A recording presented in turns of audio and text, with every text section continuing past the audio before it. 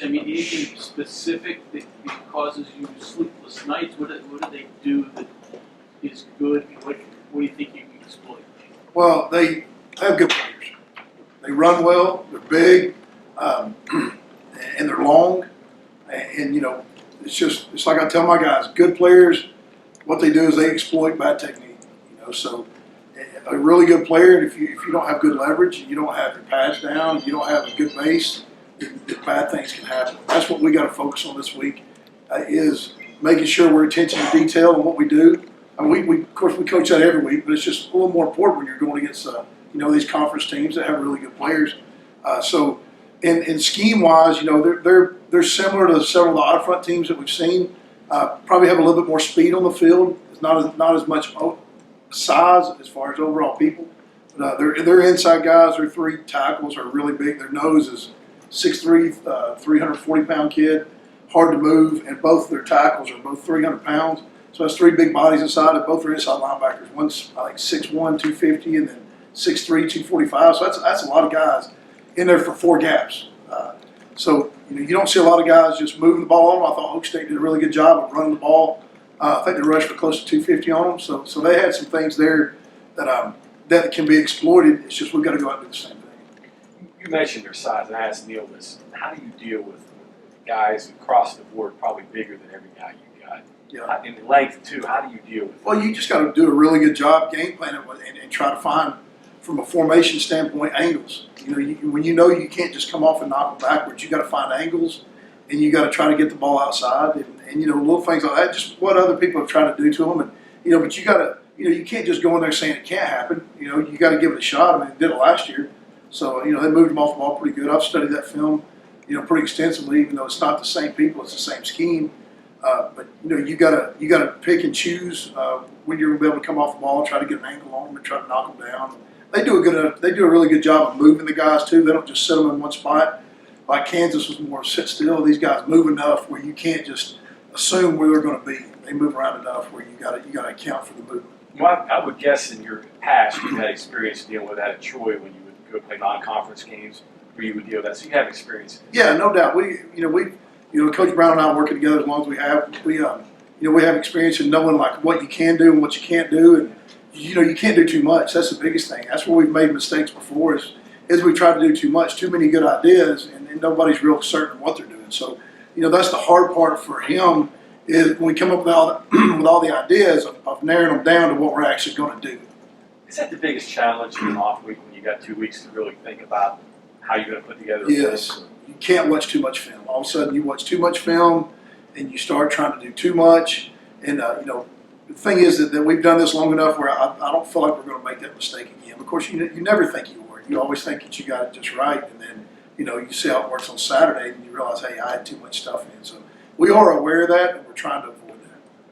But I'm sure in the back of your mind you're thinking, well, the other guys, what's he doing? What are they doing? That's always in the back of your mind. Yeah, exactly. And it's usually the more talented that you feel like you are, the less stuff that you need to work on. But you got to know your deficiencies, and you got to just know what you can and can't do, and don't sit there and try to fit a round peg in a square hole.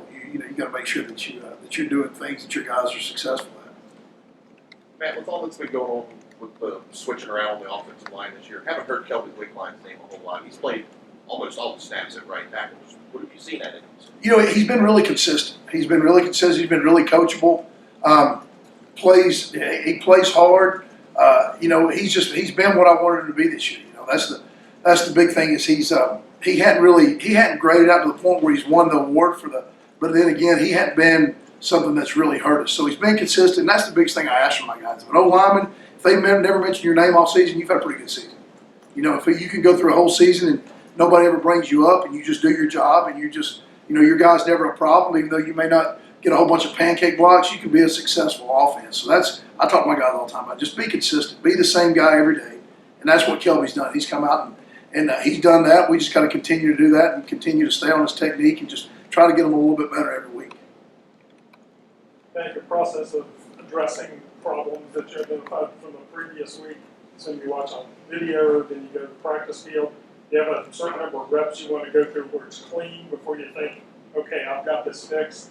And do you ever come to some things that are or something that says, hey, this just doesn't fit what we're doing, we've got to scrap that play or that technique? As far as the O-line goes, the way we work our offense is we try to make the least amount of change with the O-line because, being a good O-line is just about doing the little things, attention to detail things, and doing them perfect every time and doing them over and over. And so we work fundamentals every single day. You come out there on Sunday, we practice, we're working fundamentals, we're in the chutes, we're on the boards, and it's every day we're going to do a certain amount of fundamentals every day. And so what you do is you try to keep these techniques and make them fit your schemes that you're wanting to run that week, so you're not constantly changing their footwork or their hand placement or their hat placement. So it's something that they're used to doing because, when you get down there and it's hand-to-hand combat inside, you got to be really, it's almost like muscle memory is what you're trying to get to, where they can do it without thinking about it. And it takes a while. You can't get it done in a spring. You can't get it done in a fall. It usually takes at least a full spring and a full fall, if not another spring, to get these kids where, hey, they know what they're doing. They don't have to think about it.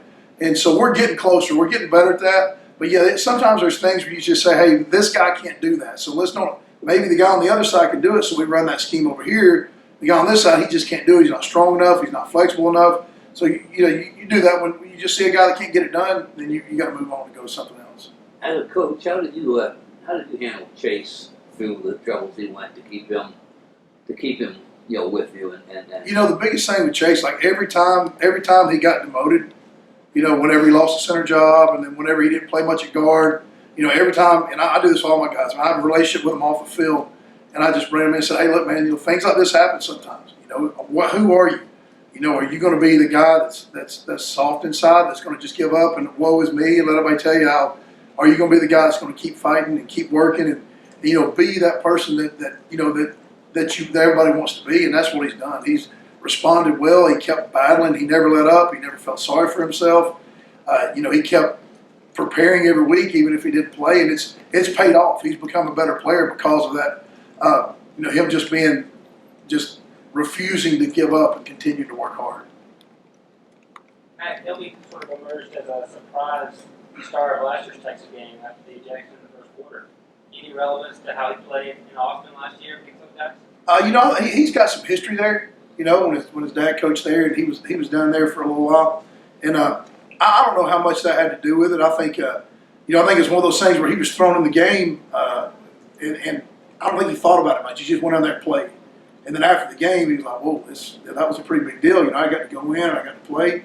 But I think he grew a lot from that, and it's really helped him this year, being in that. And, playing the whole ball game. So those 2 games, he played the whole game. I think he's really grown from that, and it's really helped him this year being the starting guy out there. Your offense has 4 veteran running backs, but you really have only played 3 in any individual game. Is it just hard to get 4? Yeah, it's really hard to get the reps. Because, you got so many formations and motions and protections, and, it's not just hand the ball, you're running this or running, there's so many different things. We got burst plays, we got, a lot of stuff that's memorization, and you can only put those things to memory when you do them over and over, so you just can't, it's so hard to get 4 guys reps. But, so that's kind of the way that thing's been handled. Matt, you don't have your quarterback do what Texas' quarterback does for our game, but it sounds like Neil, and I'm guessing you kind of feel like Austin's had some say in how well y'all run the ball. Yeah, no doubt. He's just, the biggest thing is he's been consistent with his reads. Whenever we ask him to read something and it gives him a pull read, he pulls it, and he's done a really good job of getting extra yardage.